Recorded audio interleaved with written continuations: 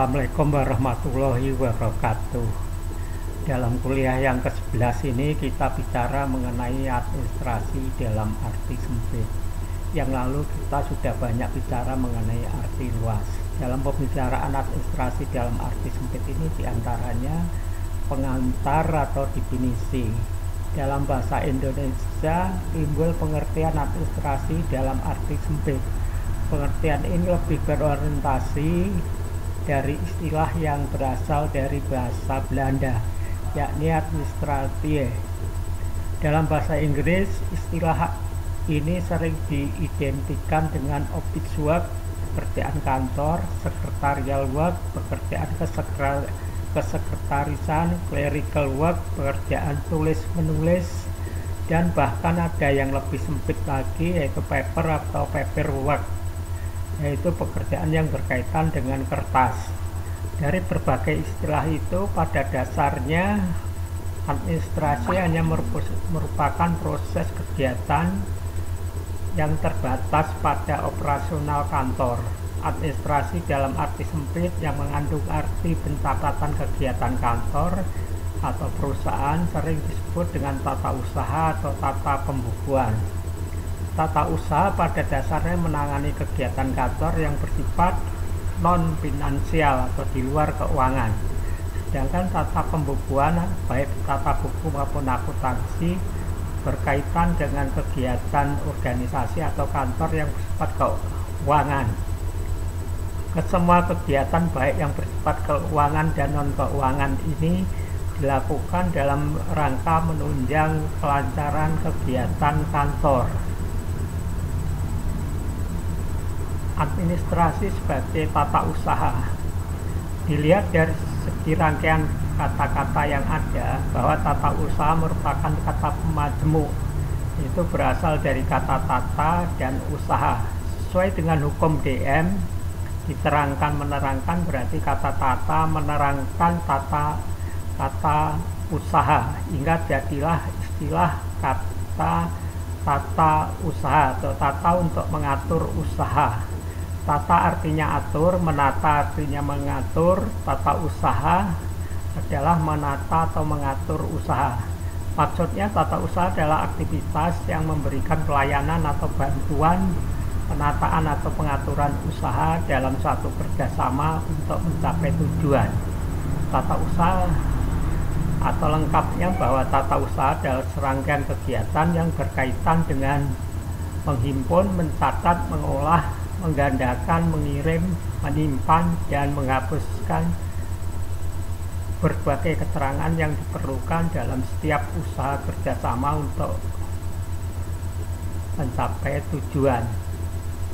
Kegiatan utama tata usaha sesuai dengan definisi tadi, minimal ada 7 kegiatan yang tercermin dalam kegiatan tata usaha, yaitu kegiatan menghimpun keterangan, kegiatan mencatat keterangan, kegiatan mengolah keterangan, dan kegiatan menggandakan keterangan, serta kegiatan mengirim, menyimpan, dan menghapuskan keterangan. Untuk melakukan itu diperlukan berbagai perbekalan tata usaha, yaitu material lembaran berupa macam-macam kertas, material non-lembaran seperti bak surat, lem, staples, dan sebagainya, alat-alat tulis, pena, pensil, dan sebagainya, alat-alat non-tulis, peruncing, penggaris, dan sebagainya. Kemudian mesin-mesin kantor, baik mesin penghimpun atau pencatat, pengolah, pengganda, pengirim, bahkan penghapus keterangan. Kemudian perabot kantor, meja, kursi, almari, dan sebagainya. Perlengkapan kantor lainnya seperti AC, kipas angin, lampu, permadani, dan sebagainya. Itulah kegiatan yang berkaitan dengan tata usaha. Kemudian tata usaha sebagai tata pembukuan atau akuntansi. Dalam arti sempit, tata administrasi juga disebut sebagai tata pembukuan. Tata pembukuan atau administrasi pembukuan merupakan kata majemuk, yaitu berasal dari kata tata dan pembukuan. Menurut hukum DM, kata tata menerangkan kata pembukuan. Tata artinya atur, menata berarti mengatur, tata pembukuan berarti menata atau mengatur pembukuan.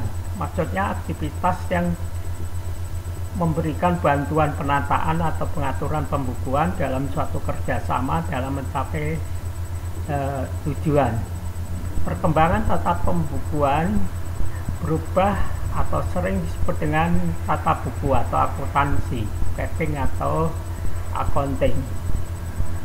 Pada dasarnya tata pembukuan atau akuntansi adalah serangkaian kegiatan yang berkaitan dengan pencatatan, pengelompokan, pelaporan, dan penafsiran data atau informasi perusahaan yang didasarkan bagi pihak-pihak yang berkepentingan. Sehingga kalau kita bicara tata pembukuan, minimal ada 5 langkah yang perlu diperhatikan, yaitu recording. Biasanya di dalam akuntansi masuklah jurnal atau buku jurnal.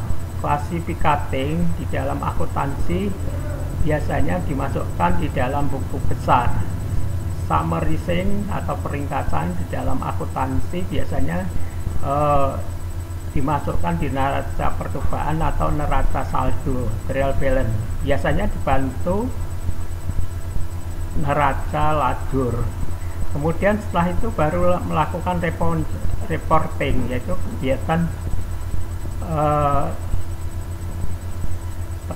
reporting dibantulah dengan neraca lajur itu membuat neraca atau balance sheet, laporan rugi laba, dan laporan perubahan modal. Kemudian interpreting, tahap akhir dari kegiatan tata pembukuan atau akuntansi adalah penafsiran keterangan.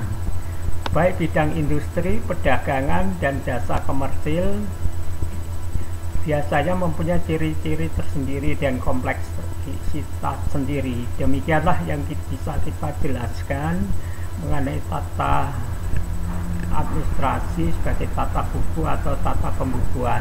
Untuk lebih lanjut dapat dilihat di dalam halaman 206 sampai 212 buku teori administrasi, organisasi, manajemen, dan kepemimpinan. Assalamualaikum warahmatullahi wabarakatuh.